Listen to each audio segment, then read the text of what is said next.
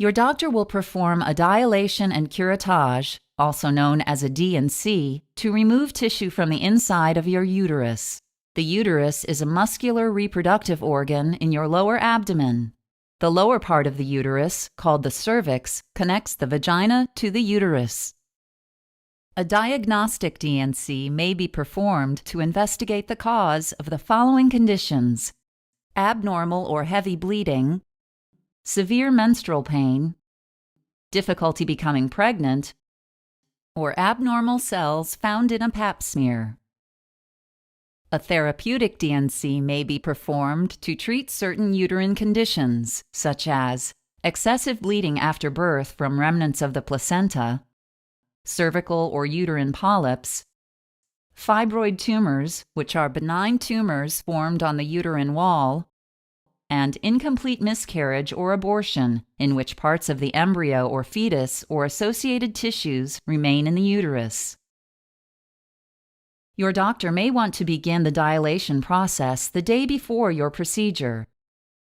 If so, your doctor will place a softening medication or a thin rod called a laminaria into your cervix.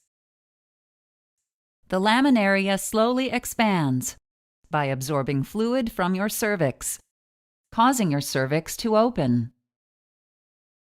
During the procedure, you will lie on your back with your legs placed in stirrups as you would for a standard pelvic exam.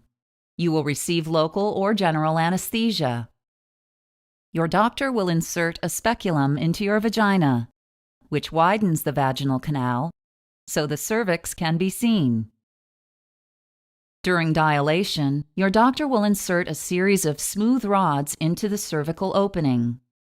Each rod will be replaced with a slightly thicker rod, thereby slowly widening or dilating the cervical opening so the inside of the uterus can be accessed. Once the cervix has been expanded to about 6 to 9 millimeters, your doctor may perform a hysteroscopy, a procedure in which a small light and camera are used to examine the inside of the uterus for abnormal areas.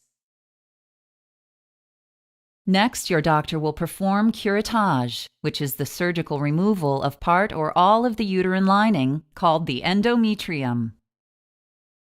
During curettage, a surgical tool called a curette will be inserted to remove tissue by scraping or suction. If you are having a diagnostic D&C, your doctor will remove only a small sample of the endometrium and send it to a lab to test for various conditions.